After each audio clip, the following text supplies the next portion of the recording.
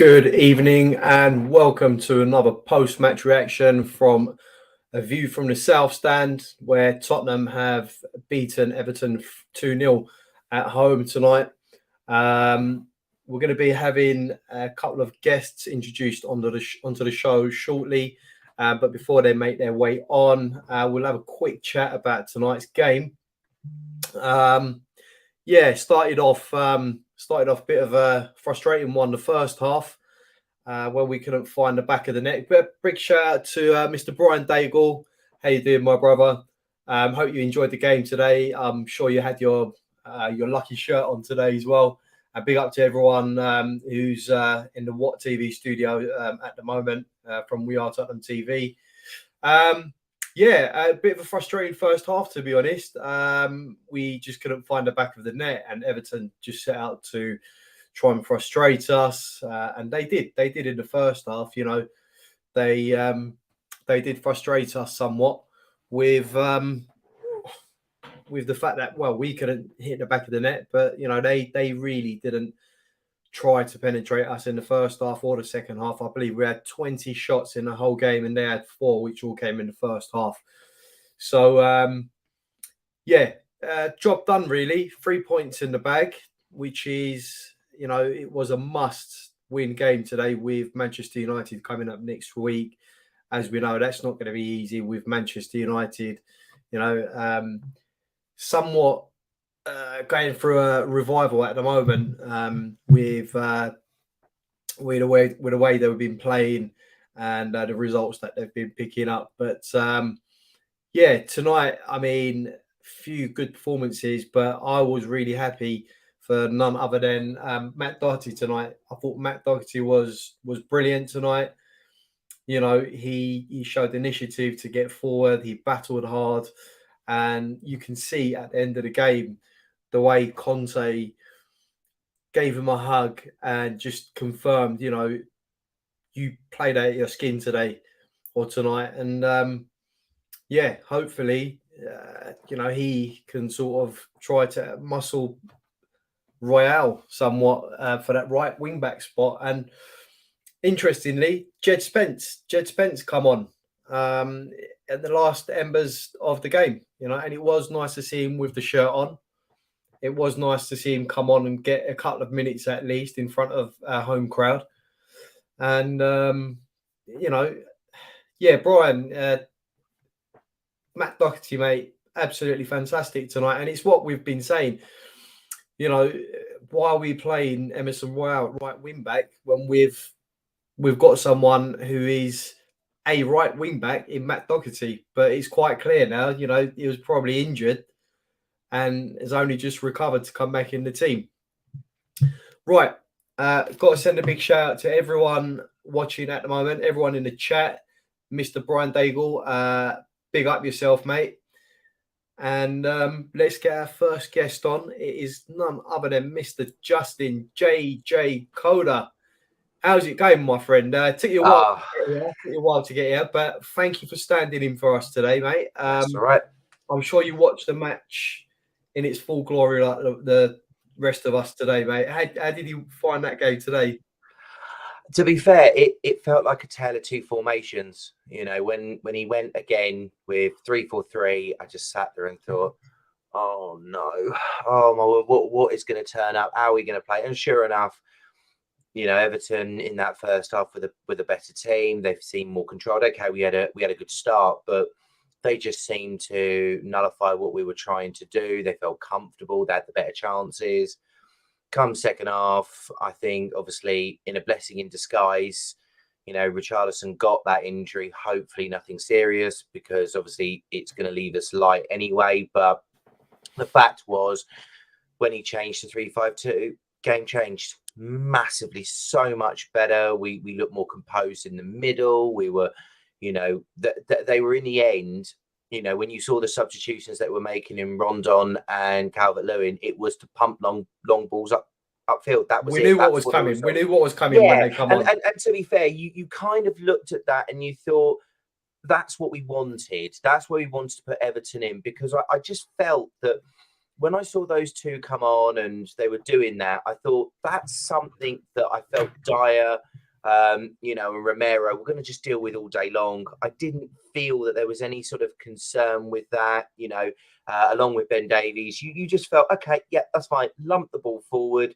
We'll knock it back and we will just come and hit you. And, to me, it just was only going to be a matter of time before there was another goal. And sure enough, the Viking legend that is Pierre-Emile Højbjerg got it. And it's almost as if he is now the one who is mopping up with the extra goals. I can't think how many he's got now, but he is just coming up with these goals and he's really giving us another option to score. And when Kulusevski comes back, that is something we're going to need. Son's quiet for his standards.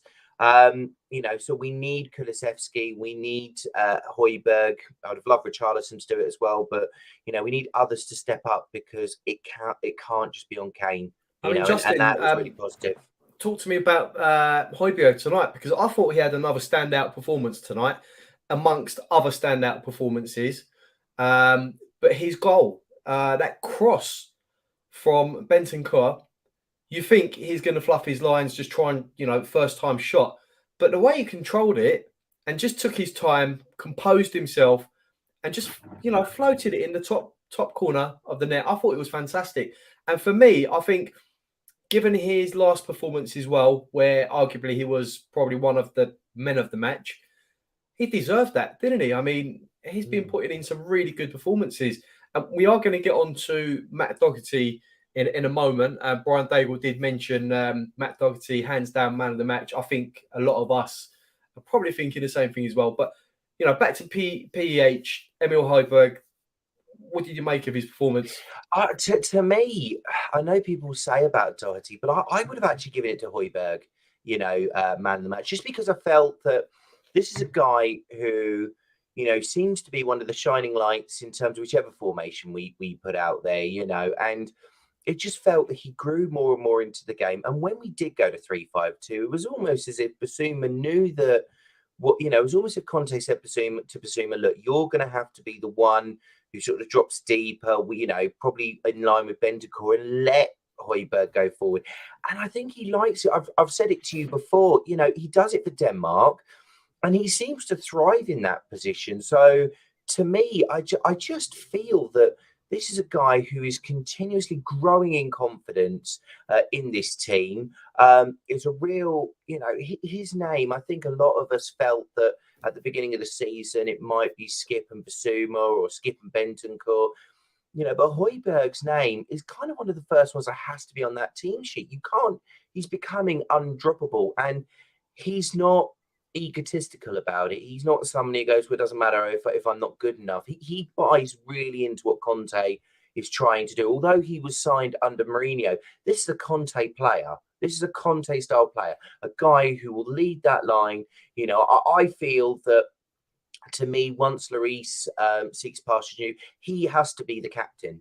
I know that people will say give it to Kane, but no, it has to be Højbjerg, because I do feel that he's got a lot more longevity. People really buy into what he is doing, and it just showed again. That goal, as you said, was brilliantly taken. When I think a lot of fans were sitting there feeling a bit twitchy, thinking this is 1-0, this is Spurs, anything could happen at this point. Cool as you like, took it, game over. So I would probably say, as much as I do understand why people would say Doherty could be man of the match, I'd have to give it to Højbjerg, because he is just, to me, a captain in waiting, and a captain fantastic in waiting for me. Absolutely. Yeah, absolutely.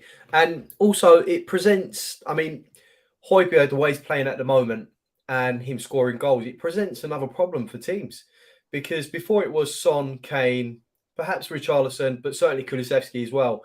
But when you throw Højbjerg into the mix as well, that's another extra problem that teams have to deal with. And it's better for us. We've been crying out for someone who can get forward from the midfield and score some goals. And he's certainly starting to fill those shoes. And I'm happy for him. And for Conte, he just might have struck gold with Højbjerg, hopefully.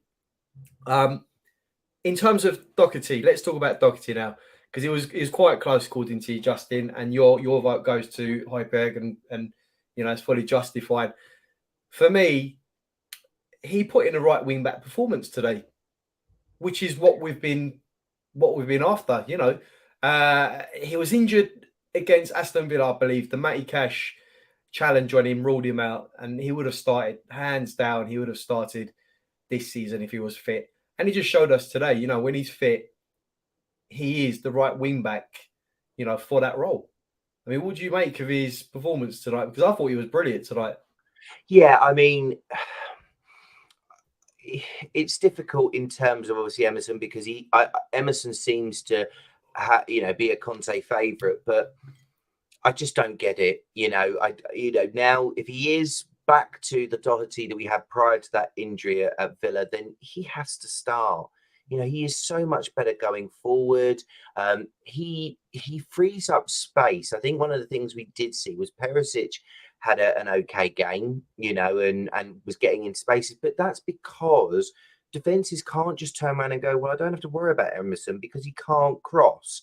I've only got. Whereas now, if you've got two people there, whether it be Sessegnon, Perisic, if they're going with Doherty on the other side, people are going to go, well, which way do we go? Because Tottenham can spread the play either way. And if Højbjerg is bringing in the goals that we think that hopefully he will do going forward, it means you have options across that middle part. And I just feel that what he brings to this Spurs team is so much more than what Emerson brings. Emerson is, I think a good defender, but ultimately what Doherty brings is that creativity in terms of being able to get a ball into the box, even get himself in the box. We saw that at times last season, and I think we're going to see more of it if he gets that chance. So I totally understand why, like Brian Daigle and others said about him being man of the match, because you could just tell the difference with him in the team.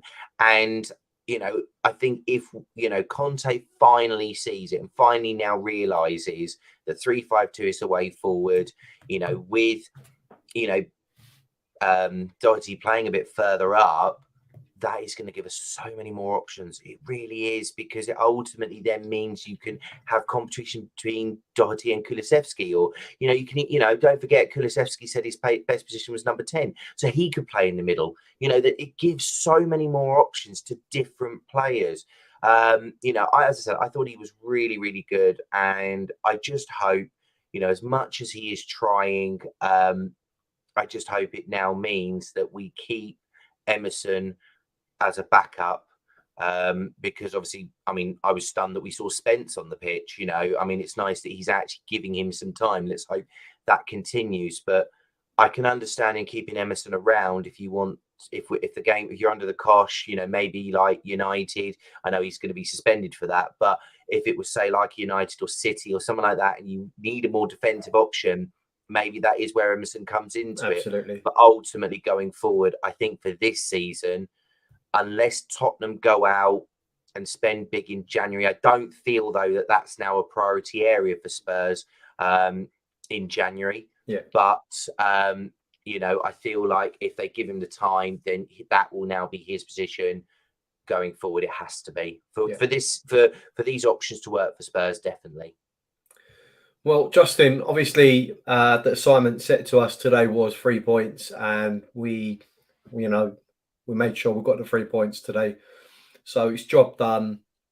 It's another box ticked as far as I'm concerned. And it was a must win, as we've got United next game under the lights Wednesday night next week. And that moves me on to the final part of our analysis. Justin, as always, I'm going to ask you for a prediction, and how do you see that match going on Wednesday? Like I said, we've got the 3 points in the bag today. That was a must-win game, considering it's United. How do you see that match going on Wednesday? Well, we never do well at Old Trafford, bar the 6-1. And I think that was at a time when United was struggling. United now, okay, they didn't have a great game on Thursday. And eventually it was McTominay injury time winner. but there's certain things you can guarantee. Ronaldo will score, and we will struggle. I will probably say a draw. I think if we can get a draw out of that game, I think that'll be a really good result for us because, as I said, United are improving under Ten Hag, in terms of what they're trying to achieve, what he's looking to do. But the only other advantage we have got is the fact that they play tomorrow, isn't it? We've got an extra day, yeah, we've got an extra day rest before that game, but it's going to be interesting. But again, the other thing as well is it will depend on formation. If he goes 3-5-2, then I think we could even get the win out of it. If he goes 3-4-3, I think we'll be lucky to get a draw. But knowing United, knowing Ronaldo, as much as I think he's a wonderful player, I can't stand him when we play him because he always scores. I'm gonna have to go. I'm gonna go Desmond with this one. Yeah, and I think that's fair on the balance of things. The way things are going at the moment, a draw away at United will be. I mean, in the grand scheme of things, if you can draw the big games away and win your games at home, you're laughing really. So, there you go. So, draw from Justin for next week's game at Manchester United. For the time being, let's save the 3 points for tonight. I'll let you go and get ready for match of the day tonight because it's always a good night when we win. Absolutely. And Justin, thank you very much for being on the show tonight, and we hope to see you on the next one. No worries. Thank you for having me on. Come on, you Spurs. Come on, you Spurs. Thank you. Thank you. Right, it's time to introduce our next guest, and it's none other than Mr. Ian. Mr. Ian. It's another 3 points in the bag. Look, we're all smiling, we're all happy. It was nervy towards the end when we were still 1-0 up, but lo and behold, we got the second goal and we put the game to bed, and we all breathed a sigh of relief. So. I'm sure you watched the game like the rest of us. What do you make of the first half, second half, performances? Talk us through it, Ian. Yeah, I mean, for me, I read a lot of stuff on social media before the game, 3-0, 4-0, and what have you. And I'm sort of looking, hang on a minute, have you actually looked at what Everton are doing this season? They've the fewest goals conceded. In fact, they put some stats up early in the first half on Sky. Fewest goals conceded, no goals conceded from set pieces and what have you. And you could see the way they set up with those bank when they didn't have the ball, a bank of 5, bank of 4. Today was never, ever going to be easy. In fact, I sent a tweet to a friend of mine saying, one goal wins this. Team that gets the first goal will win this game. And I actually thought it would be 1-0. Whoever won it, it would be 1-0. It was close. And absolutely, and it nearly was, and probably in reality, it was either going to be one piece of brilliance that separated the team, or somebody switching off, or a mistake that led to the team. It was them that made the mistake. I know we'll come on to that because you talked about the first half. The game was absolutely the game that I anticipated. Tight, tense. But it was, what impressed me is we didn't go gung-ho. I know, sometimes, you want to see your team on the front foot, attacking and what have you. We had a lot of the ball. But if you go gung-ho at a team like that, they will pick you off. And in Tarkowski and Cody, I know we'll talk about Tottenham's outstanding players. And I thought Tarkowski was brilliant tonight. I thought Tarkowski, if you're looking for a man of the match, Tarkowski was probably the outstanding individual player on the pitch. I do think he was absolutely fantastic. But it was never ever going to be easy today, and that's what pleased me. If you go out and blow a team away 4-5-0, brilliant, and we're all waxing lyrical. Sometimes the hard work victories are the most satisfying, and I thought that was one.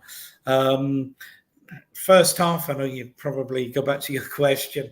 They probably should have had at least one goal. They were they didn't hit the target with 2 1-on-1s. Got to hit the target. If you don't get the ball on target, it's never going in the net. But I generally, I was reasonably happy with the way we played. We'll talk about formation, no doubt. In fact, Richarlison in the first half, I thought was probably the weak link. I don't know whether he didn't fancy it against his mates or what. Maybe he was carrying that calf injury into the game. We probably won't know. But and it's never easy going into a game against your old club. For some players, it's they get pumped up for it and they want to do their best. Yeah. And for other players, there's too much, sort of nostalgia there. And I don't know, what did you make of Richarlison's performance tonight? It's a shame, obviously, he went off injured, but yeah, I don't know. He just didn't seem happy at any point in the game. I thought he was quite poor, and until he came off, and I thought the injury was fortunate for us because it enabled us to have made a change. I sort of in my own head was wondering what changes we might make, particularly when we weren't winning the game, whether Decky was fit to come on at all, which Conte had intimated he wasn't, whether he brought Moura on or whether he brought Bissouma or Skip on in midfield to go back to that 3-5-2. And of course, when he went to the 3-5-2, it was a very, very different game. Absolutely. And most of us have been calling for 3-5-2 in previous games, and it just shows the difference that it made when Bissouma come on and we switched to a 3-5-2. I mean, it was there for everyone to see, really. I mean, 3-5-2 just works. And, there's still this insistence from Conte to stick with the 3-4-3. We all know it's his preferred formation, but it's got to go with what works best for the team in this league. And I mean, in Italy, it might work, but in this league, it just you need stability in the midfield. The game is so quick. And, for me, 3-5-2 has to be the option going forward, albeit having to drop one of the three attackers up front. Well, I agree with you. And, we're not, the people that do these streams don't come on them if they really don't know the game or they don't get asked back, because the people that are watching or the people that are interviewing will just say he doesn't know what he's talking about. But by the same token, we have to accept that Conte with his record, and I know there's comments he's made in the press over the last couple of weeks. I'm not an idiot. I know what I'm doing, and I absolutely do get that. But I agree with you. I think the games that we've seen where we've struggled have been games where we've been outnumbered in midfield, and because we've been outnumbered in midfield, we haven't been able to control the game. And if you don't control the midfield in an English Premier League game, you will struggle. And when Bissouma came on, I mean, apart from the fact he played really well, I would love to see what his stats were for pass completion, because I said about 75 minutes or whatever to my partner that if his pass accuracy isn't 100%, it's close to it. Every pass he played, was to feet, it was accurate, it was quick. And of course, that frees up Højbjerg and Bentancur to get forward. And I picked up a bit at the end of Justin's interview, where he said, if you ever watch Denmark play, Højbjerg plays much further forward and is much more of an attacking threat. Now, there's times when he drives me mad when he gets into a shooting position. It's like, oh, God, he's got vertigo.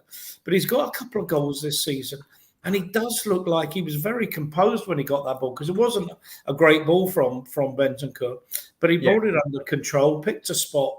And you just think, hang on, that was our two midfield players getting forward. And the point about the 3-5-2, the 3-4-3, you get five men forward because you've got your three forwards and your two wing backs. Your two central midfield players will be inclined to be required to hold and to help the back. What's the back three? It's effectively a 5-5 formation. It's not that sophisticated. But if you play with a 3-5-2 like that, you have one as a holding player, and your midfield players can still get forward, your wing backs can still get forward, plus your two central midfield players, you can actually create a 6 rather than a 5. So you've got more attacking options.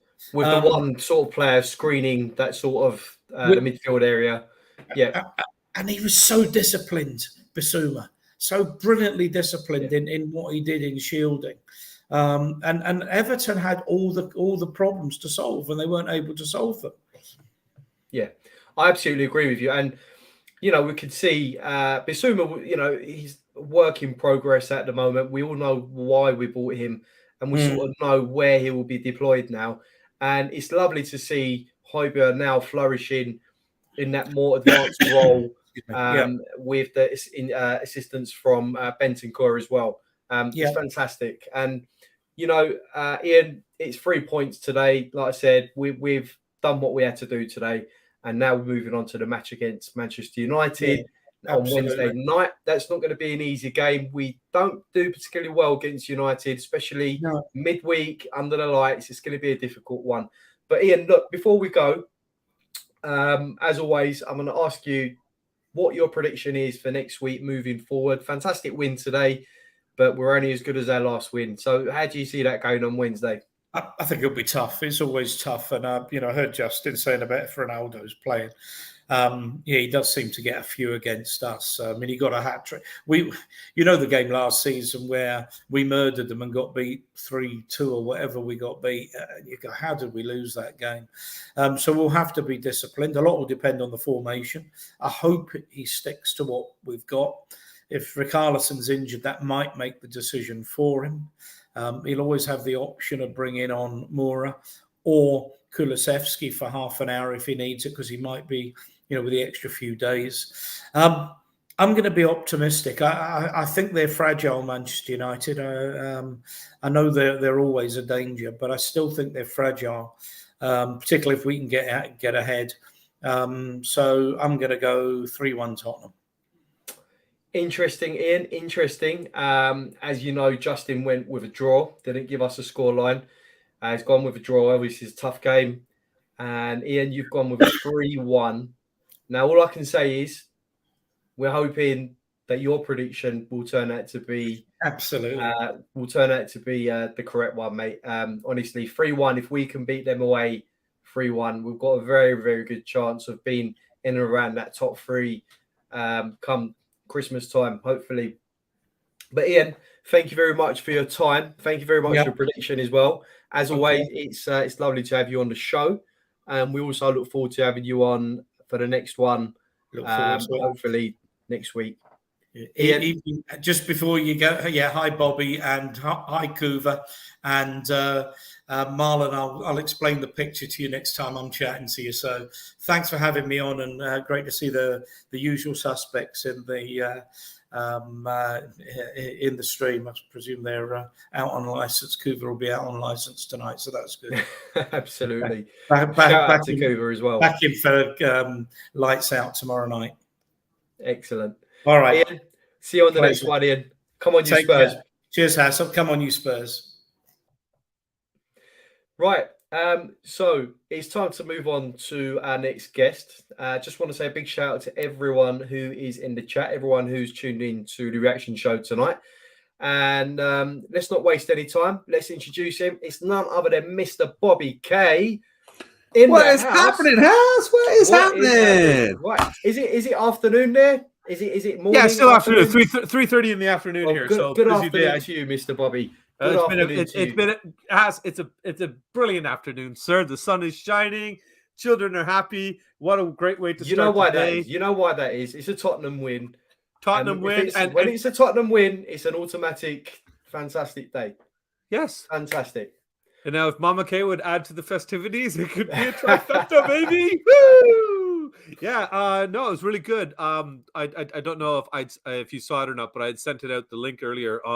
Christian, my little one, little K, there was accepted to be one of the virtual mascots for the team today. So it was really cool the way they set it up through Tottenham. So as he as there's a big screen basically set up at the end of the tunnel. So as the players came off the team bus into the tunnel going to their rooms, they came by and just gave the kids a wave. And you could tell there's kids from all around the world. There was a young fella had a flag up from Sweden. One was, I think, in Malaysia. So obviously us over here in Canada and everything. That's just fantastic. Oh, he was I mean, beaming, man, beaming. Like, Sonny waved to him. So that just amazing, made his day, man. amazing. Yeah. And let's have you recorded it at least? And have you got it there? Sorry, yeah. It was only about 4 minutes. So I've got a screen set up on the other side of the computer, and I recorded his reaction and them and everything. And it's. And it's funny because I was somebody else, when I told them that he's going to be a mascot, they assumed it would be walking out of the field. I'm like, well, that's going to be kind of hard for me to fly him over just to walk out on the field. I make decent money, but I don't make that kind of money. But and I tried applying for him for January for the North London Derby. As you know, we're going to be coming for that, right? And I tried applying for that. And, unfortunately, that got shot down right away. That was like people are in queue for that years in advance, and I'm like, well, absolutely. I don't know 3 years in advance when I'm going to come to a game. So have a word with Gareth Mack, because he seems to be the man in the know, so he might be able to help you. Yeah, well, Mac is already going to be definitely one of the people we make sure we try to connect with while we're over there. I'm just really looking forward to seeing everybody over there. It's going to be absolutely phenomenal. So where do we start? At the end of the day, easiest way to put it is it wasn't pretty or even that entertaining, especially the first half. But hey, man, a win's a win. 3 points in the bag. Best start we've had since 63 or 65, I think. It's the best start we've had in the Premier League. In the Premier League era, yeah. In the Premier League era, it's the best start we've had. The points totals is, I think, 4 or 5 above what we last had, like a last sort of best start to the season. But, like I said, the assignment was set tonight, and it was to get the 3 points, and we did that. And undefeated at home still, looking good. Let's not forget, Bobby, Everton, the defence is looking quite solid these days. They've got Connor Coley at the back. Yep. Tarkowski had a very good game despite the loss tonight. And this wasn't going to be an easy game. And the first half was pretty crap, but the second half, we turned it on, didn't we? It was a scrappy game that we basically it seemed like what Ian pretty much said, that we just had to get to the second half and crank up the volume once we kind of turned theirs down. And it seemed to be what happened. You even see the response in the stadium from us watching over here, and you hear the noise level in the second half increase. You feel the energy from the fans getting behind the players, and they fed off that. And normally that was our downside. So for us to be seeing the opposite effect of that, why we're still griping as Spurs fans, some of us, I don't know. Yeah, we're not playing that beautiful champagne football. The results aren't getting there and everything. And I know my partner in crime, Kuva, is out there, and I know he's listening. And I know, big up my man, Koobs. And I know Koobs is definitely a guy that wants champagne football. And I don't blame him, because his points are right. Like, I want to be entertained, and the game is about glory, is what Kuva is the line I know he likes to drop, and it is about glory. So at this point, though, the arguments between fans of, do you take beautiful football or do you take results? And right now, it's WW. But I'll take the results. It's a results-based game, though, isn't it? I mean, for all the pretty football, I mean, this argument goes back to way back when, but for all the pretty football we played under Pochettino, even Harry Redknapp, what did we get? We didn't seem to win anything. Well, we didn't win anything. So, personally, I mean, I would take the boring football and win something at the end of it, as opposed to trying to play pretty but sort of losing in the process. But we tried. Speaking of pretty, you're looking sharp, buddy. Oh, thank you very much, Bobby. Thank you very much. You had a birthday last week. Happy belated birthday. Look at that. Well, I'm trying to keep up, brother. I'm trying to keep up with the times. Turned 40 last week. There you go. Congratulations. You wouldn't guess it, would you? Not at all. No. 25 for sure. Not a day older. Yeah. Thank you, Bobby. That's very nice of you. That's very generous of you. Yeah. Kuva's right. Kuva's absolutely right. Yeah. Because if the results, if they weren't coming in, we would turn on this guy. Because at the end of the day, the football is almost pragmatic the way Mourinho would play. But the difference is, like, people are already saying, well, if it was Mourinho in charge, we'd be calling for his head, blah, blah. No, we wouldn't. Because if Mourinho had got the results, we knew what kind of football he was going to play. We expected him to come in and play boring defensive shit football, basically. But we also had, like for all the fans that did a flip-flop, like me included, that was, no, I don't want Mourinho. No, I don't like his style of play. No, oh, he's here. He's a proven winner. Okay, let's get behind him. Come on. And then the results weren't there as well either, So again, but that comes down to the team itself, the players that he had at his disposal and everything. We are seriously behind our competitors, and we are very, very behind the biggest competitor in the league in City. They're just disgustingly overpowered. It's ridiculous. It's like trying to take a gun into a tank fight, but we've done it before and we can get it done. So as long as the results keep coming, I think that we have to just kind of bite our tongues and just stick behind the team, stick behind Conte, and get to January. Hopefully this Google deal goes through and everything. There's a little bit of a response on the football end of it, not just the business end of it. And we can see an investment made to the club that needs to be made, and he gets the pieces in and upgrades, basically. Because at the end of the day, I know players people like ragging on some of our players, and yeah, they've had bad games. Almost every, there's been times Sonny's been, the first beginning of the season, he was invisible and we were on him. There's been times that we've been on Kane where, Kane's scoring goals, but he doesn't look like Kane. And, we're on Emerson, obviously. We're on Sanchez. We're on Dyer even, and Davies. And I'm like, Dyer and Davies, there's not standout players, but they've done the job. They've made the silly same mistakes that we know they make, but they have done the job. And it's not their fault that they're not at the level that we want them to be at as Spurs fans.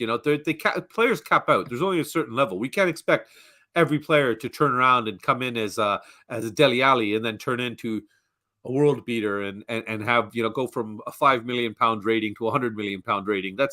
It's very, very few times since that happened, especially coming into the Premier League. So it was great to see Basuma. And great to see him play well today. He played very well today. Very well.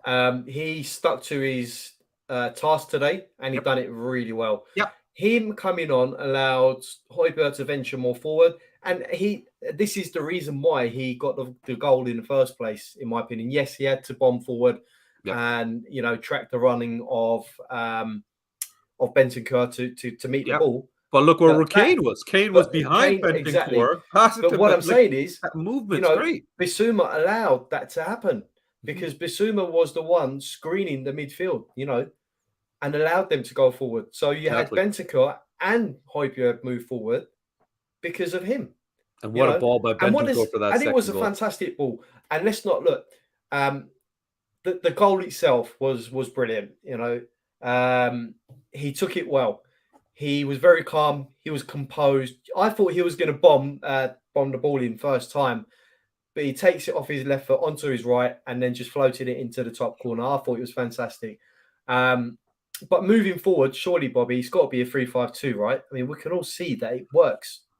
It's why we're not committed to that. The only reason and the only justification I could see is because with Skippy still kind of coming back from injury and Basuma not up to snuff as Conte was basically saying, then we just couldn't. It wasn't an option only because of lack of players. It was lack of numbers being there. Could you imagine if we did go 3-5-2 and we consistently played the three men in the midfield and then one of them goes down and we've got an injured Skip?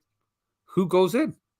So that comes down as far as very fair point. Very fair point. It's sheer numbers. It's sheer numbers as far as I'm concerned. If we don't have the manpower to back it up, it's like people rag on Dyer, and everybody knows this guy absolutely loves Dyer. He's number one Eric Dyer fan over here, and he'll sing his praises all the time. But in reality, guys, if Dyer goes down, we got a problem. We got a major problem because we don't have a central center back.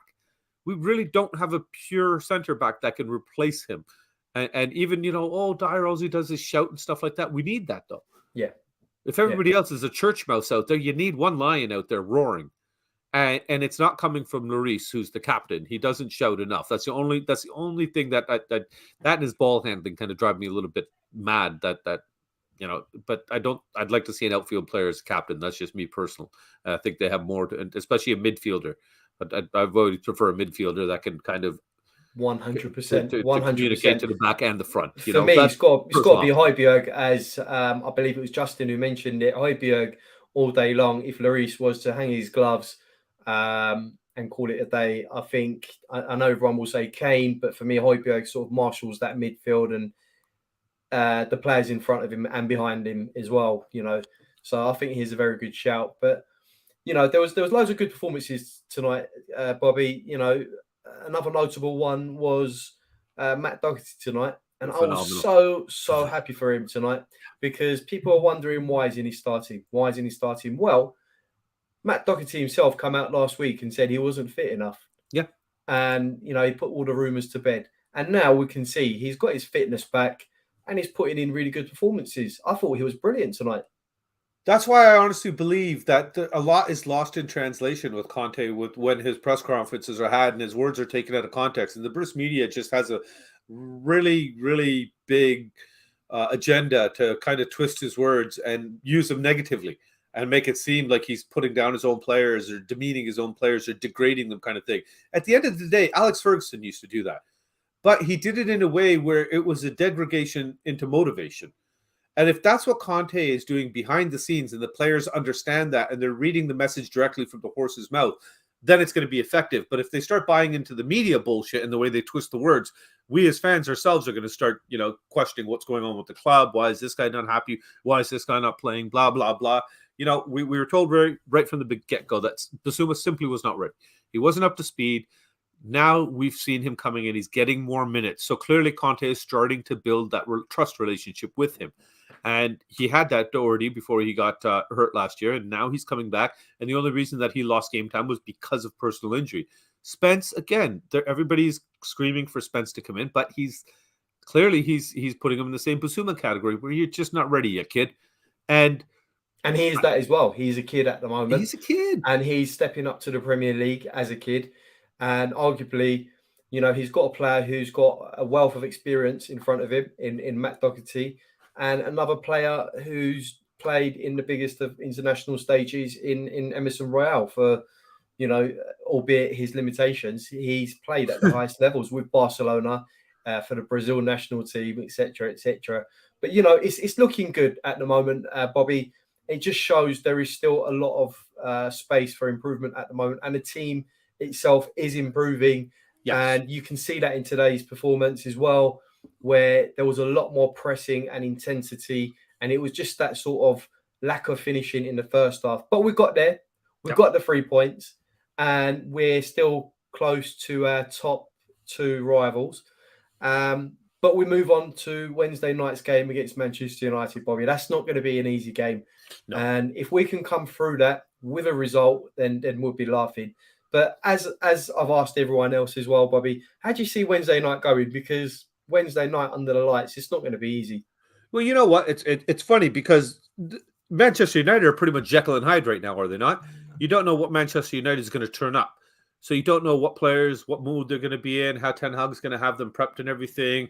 Now with this Greenwood scandal dropping on them as well and everything, I think there's going to be a little controversy going on in the club. They're going to be raked through the media. Why was this guy even left on the squad? Why was his he was not terminated right from the beginning? So I think they're going to face a lot of negative press over the next few days, which leaves us to quietly get on with it, get prepared for the game and everything. We saw the subs today again come in. So will we see them maybe get a few minutes? We don't know. I'm confident, of course. I will take Conte over Ten Hag all day long. Again, because Man United has been so sporadic, I think that they're there for the taking. But again, it's still Manchester United. They are not a lightweight. They have a lot of quality on that team that for some reason just hasn't clicked. Paper to paper, you could argue that they have the better players. But they're not. There's something seriously wrong over there. There's a major discord. And I just hope that plays into favor for us. I don't think if we could turn up and do our job the way we're supposed to do our job and get another clean sheet and just keep everything quiet at the back, we'll be fine because United's defense is suspect. They are their movement has been terrible. There seems to be a little bit of discord and communication between the back line and stuff. De Gea looks a shadow of the great player that he's known to be. So I think that they're ripe for the picking, and I think this is an opportunity for us that we got to take. These are the opportunities we have to take advantage of. If we want to sit there at the top of the food chain and hope that hey, maybe we can actually make a run at the big boys here this year, then these are the games that you have to win. And when a team is disjointed, regardless of whoever that team is, even Liverpool, look at the discord they're in right now. These are the kind of teams, regardless of who they are on paper, if a team is not functioning well, if everything is not clicking, you need to take advantage of that, however you do it. And I think Conte is developing that right mindset where the patience almost of play. We're not. It's like players make mistakes. We know that's never going to end. Players will make individual mistakes, but as a team, I'm seeing less and less mistakes being made. I'm seeing players working for each other, like you said, with Basuma covering the entire midfield there, holding back because Bentancur and Højbjerg have now gone. And Basuma, they knew that they could trust him and the rest of the guys behind him to cover their gaps, and they could do that. Højbjerg on 3 goals. Look at the space where he was sitting for that ball. I've said this before. It shocks me because I honestly thought that it wouldn't be Højbjerg that would be moving up. It would be Bentancur, and Højbjerg would be the one kind of just sitting in front of the back line. And it's so great to see because the passion that man plays with and the heart and desire that he brings out there, the grit, is what a team needs.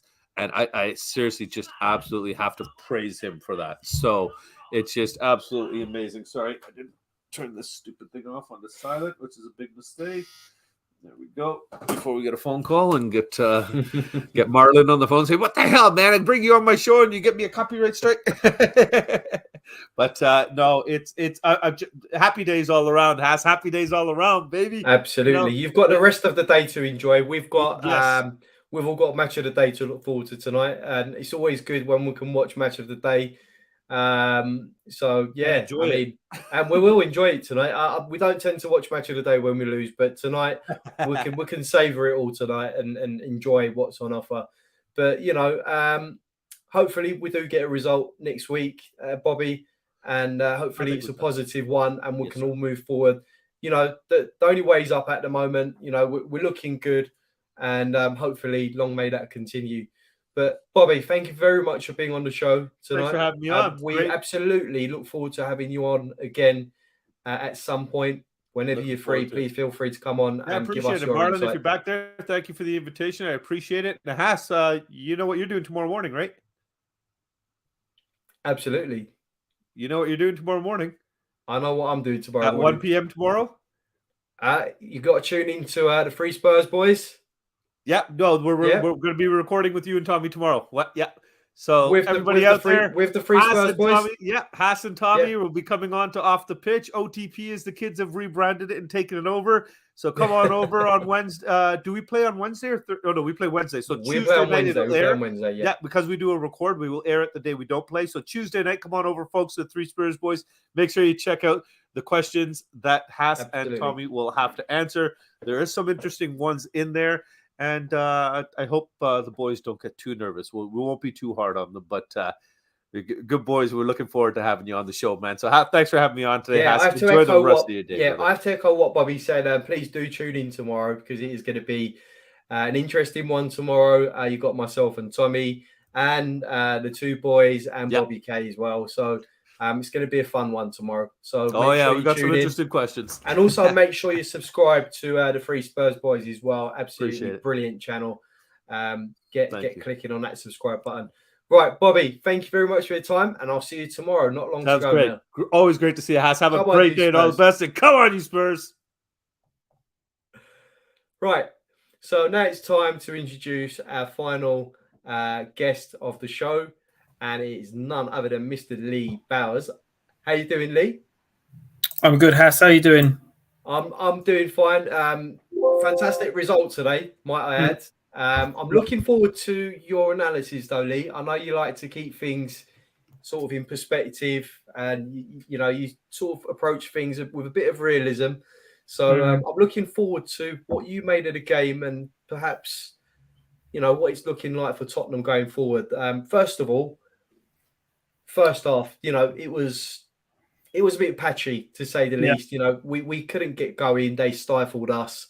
and we just couldn't find the back of the net. But the second half, we sort of come out and showed a bit more impetus and got the goal, albeit a scrappy penalty, and then sort of took hold of the game from that point. So how did you see the game? Yeah, the first half just sort of followed suit of a lot of games this season, just very slow out the blocks. Like you say, just no fluency in the team. Just really just boring and fun. Oh, can't have another 90 minutes of this again. And it's like the results have been great, and the stats, for the league have been great. We've only lost 2 in all competitions, but it's just I don't know. Do we expect too much with the football? Are we still thinking about the Pochettino days and the high flying football? I know you said in just now with the other guest about it never won us anything, and I think we sort of got to change our mindset a little bit to I think at the moment this is a bit of Spurs and stuff, but the second half was far better. The unfortunate injury to Richarlison did change the game in terms of the 3-5-2. I think with the 3-4-3, our wingers just take up the space for the wing backs. So Richarlison and Son get in the way of the wing backs. So the wing backs ain't got that space. In a 3-5-2, they've got a bit more. When you've got a front 2, you get that more wide space where Doherty and Perisic, whoever's going to play on the left and right, will get more space. So we do look more comfortable with a 3-5-2. And yeah, it did get better in the second half. And we can't like argue with the results and the clean sheets and stuff like that. So happy for the wins. And I just hope that continues. But I think we just need to be a little bit more better in the first half, a bit more lively. Yeah, absolutely. And like you said, it's been the common theme this season and parts of last season as well, where we'd start the games very much lethargic. I mean, there's been games where we've had a week's rest and we look like we've played like 5 games in a week before then. And it's just not on, because we will get found out against, superior teams, as in Manchester City and the likes of them. But, as far as I can see, the team is still sort of trying to gel together.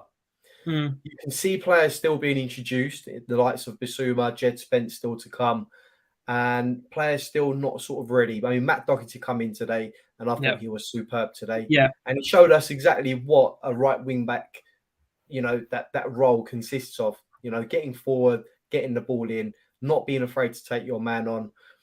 All the things that Royale sort of is very limited at doing. So, do you think that the team is still sort of trying to click into another gear, and moving forward we're going to find those gears, or do you think at the moment it's just not going to happen?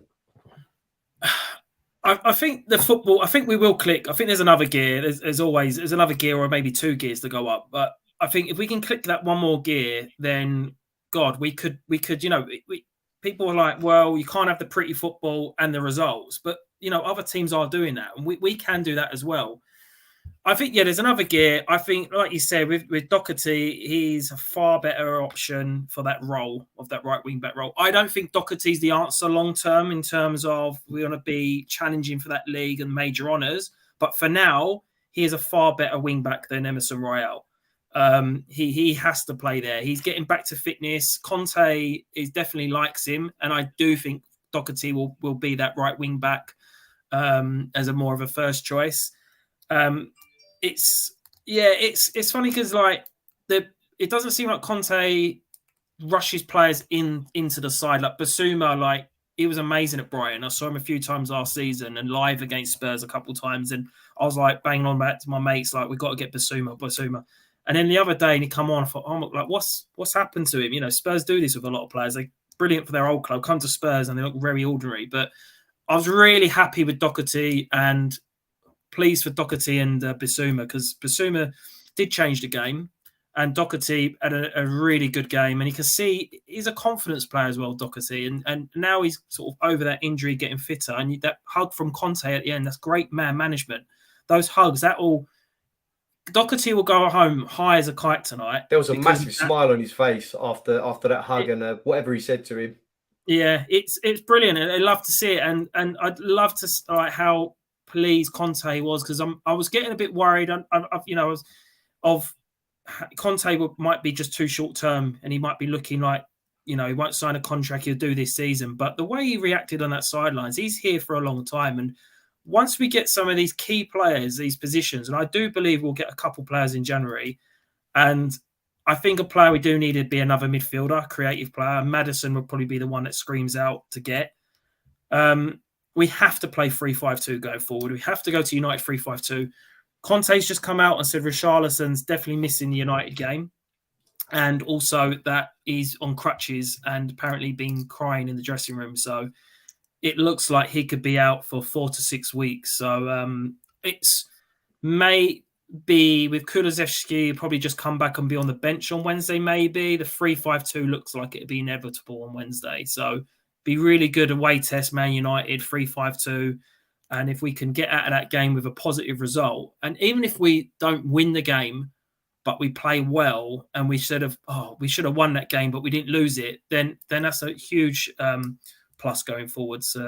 Yeah, definitely. I mean, Richarlison, it's unfortunate that he was injured tonight, and of course we'll wish him a speedy recovery and hope he gets back in the team soon. But do you think it could be a blessing in disguise? As mentioned, it could prompt us to play the 3-5-2 system now.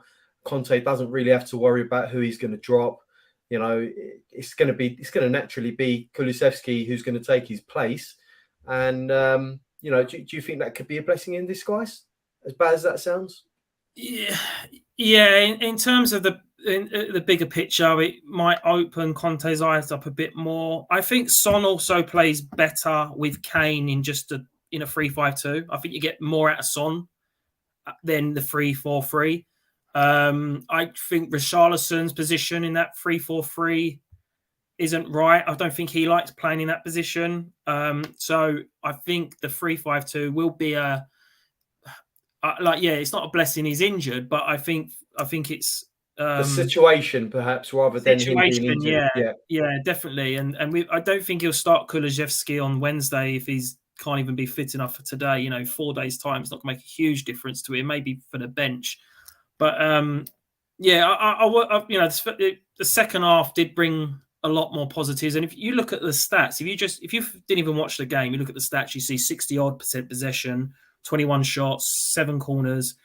You think, wow, we must have played brilliant. Like, we didn't play brilliant, but we got the job done again. And that's all we can do is get the job done. We can't argue with this. And I don't think it's till the end of the season, till the last ball's kicked, till you can go back to this and say, we took not watching the most exciting football, but we done this, we won this, we finished, if we win a Carabao Cup in 3rd place, we'll take that over playing exciting football and finishing 5th and get knocked out of the cup sort of thing. So at the moment, we just have to take it as it comes, but we've definitely got gears to go up there. In terms of the football that we're playing, like we mentioned, it hasn't been glamorous, but it's sort of kept us under the radar this season, and we're not being talked about as much as we used to be talked about in previous years gone by. So you've got the likes of Manchester City, Arsenal at the moment, who are playing great football. They're all over the headlines, doing really well. But do you think it's a good thing? I mean, we're under the radar. We're quietly going about our business, and we're literally on the coattails of the top 2. We're keeping up with them, and they've all lost a game each as well. Apart from, I think City's only drawn 1 game or 2 games, but it's anything can happen at the moment. Yeah, it's fine. It's always good to go under the radar. Let Arsenal have a bit of, they're getting all happy thinking they've won the league now. They've got a young side. When it gets to the business end of the season, and they all want to do well in the Thursday night cup. When it gets to the latter stages of the league and after the World Cup and stuff, their young players won't have the mentality to go all the way. They won't. They bottled it at the end of last season with the top 4 because they're a young squad. They'll have the same. They're right at the start when there's not much pressure on, but you give it a few, another 10 games or so, and then if they're up there, they will be up there. But if they're in the, right up there in the top 2, I'd be surprised. I think once they have a bad game or 2, they haven't got the experience in my opinion. When you're young, you're fearless. So at the start of the season, it's a fresh hit, you know, and they're buzzing on that ride. But when it comes to the latter stages and they're starting getting further in competitions and the league goes on, they can start losing their cool and think, oh God, we can win the league. And that's when you experienced players that we've got, not saying we're going to win the league, but that's what pushed us over the line for the top four, you know, with the Kanes and Llorises and, you know, your Højbjergs and players like that. So it's good to go under the radar, no doubt. Yeah. And we're looking good in the Champions League. You know, that result against Frankfurt and results went with us in terms of Marseille winning. We'll, you know, win the next game, move through.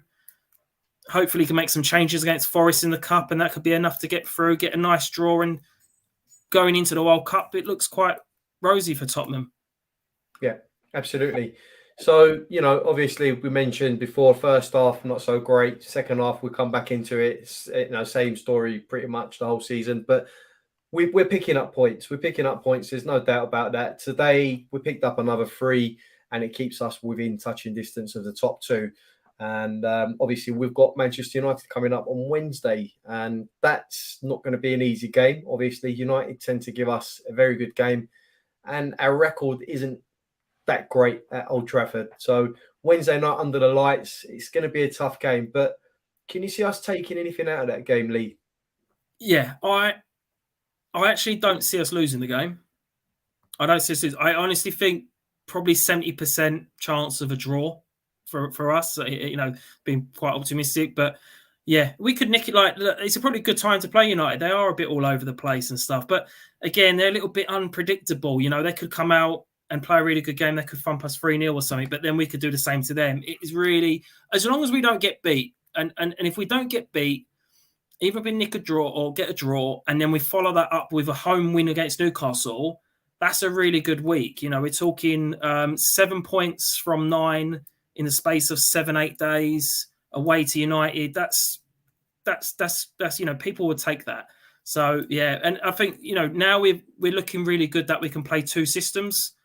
That will help us. You know, we've got in-game flexibility to change from a 3-4-3 to a 3-5-2, or we might have to go with 3-5-2. And if it's not going our way, we've got a Kulusevski, Mora to throw on and go a bit more. You know, take the right. You know, if it's Doherty, you might have to take him off and put Kulusevski as a right wing back. He's done that before, and that's has worked out before. So he's bringing this 3-5-2 in gradually, and he's played it more in the last, I don't know, 4 or 5 games. We've seen it than we did for the first 8-9 games. So yeah, he's getting more confidence with Bissouma. Bissouma maybe he's learning his role, and I think that's a really good thing you said earlier. It is a role in this Tottenham team. You can see the players in their positions. It's not you know about how good they are. It is they've got a role, and you can see you have to stand there when he's got the ball. It's very robotic at times, and I think that's where he gets the best out of players who are not so good in terms of, you know, what their transfer fee would be and how good they are as a player, but they understand roles. And I think Doherty will understand a role more than Royale. And that's why I think Doherty will be the number 1 going forward in the right wing back. Yeah. And, you know, you touched on Doherty, you know, he was fantastic tonight. We're all hoping that he can retain that right wing back slot. Another good game against United next week surely will give Conte something to think about.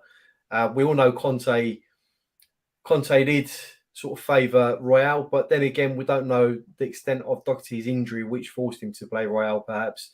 So, you know, going forward, if he can produce this sort of football, then we've got our right wing back for the rest of the season with the other 2 competing for their places. But yeah, like you said, Lee, a good result on Wednesday keeps us in good stead going forward, builds confidence in the team. We've only lost 1 game all season in the Premier League and 1 in the Champions League. And, you know, confidence should be high at the moment. It should be high. And, you know, going forward, for me, it has to be a 3-5-2. Most away games that we play, I think 3-5-2 would be the most effective. And if you wanted to sort of go revert to the 3-4-3 at home, I think we need better personnel to sort of play that role where we can have one sort of defensive player sitting back deep and the other one pushing forward. So, yeah, all positive stuff, Lee. Anything else you want to add to tonight and going forward? No, just shout out to my mates Lawrence Kieran's and James Clark, who's watching as well. They watched the game with me today. But no, it's for me, I need to be more positive because I just want us to play such good football, and I think we all do. I think we just got to change our mentality a little bit and just sort of, expect better things are going to come. And if Conte's here is a bit longer term, you get a few more players in that quality positions, and we'll really be a force in the next couple of years with hopefully a bit of money from Google if that comes along. And all positives at the moment. So let's stay positive. Yeah, absolutely. And the fact that you mentioned that Google deal, obviously that's a massive deal. One of the biggest companies in the world taking over our stadium, and hopefully that should provide a bit of windfall, you'd think. So things aren't looking too bad at the moment, and interesting times. Hopefully there will be silverware at the end of the season. Let's hope so. We deserve it. Yeah, absolutely. It's been a long time coming, Lee, for people like me and you who've been starved of silverware. Absolutely. So, Lee, thank you very much for being on the show tonight, Lee. It's been an absolute pleasure, obviously, and you're welcome to come back anytime. And we look forward to seeing you again in the future. Cheers, Haz. Thank you. Cheers, Lee. Thank you very much. Come on, you Spurs. And that's the end of the reaction show tonight from A View from the South Stand. Please make sure you do join us next week, Wednesday, for the match reaction against Manchester United. I believe that's an evening kickoff, and your host for that one will be none other than Marlon, who'll be back on your screen. Make sure you click the like button, click that subscribe button. It helps us out a lot. Big shout out to everyone in the chat tonight. Thank you very much for your input, for the likes of Bobby K, Kuva, and everyone else. Thank you very much. And also a big, massive shout out to everyone who's watching from abroad, from America, especially from South Korea. We love you all. Honestly, do get involved with the show. You do make a big difference, and click that subscribe button wherever you can. Right, it is time for us to say goodbye, but we'll see you on the next one. Peace, and come on, you Spurs.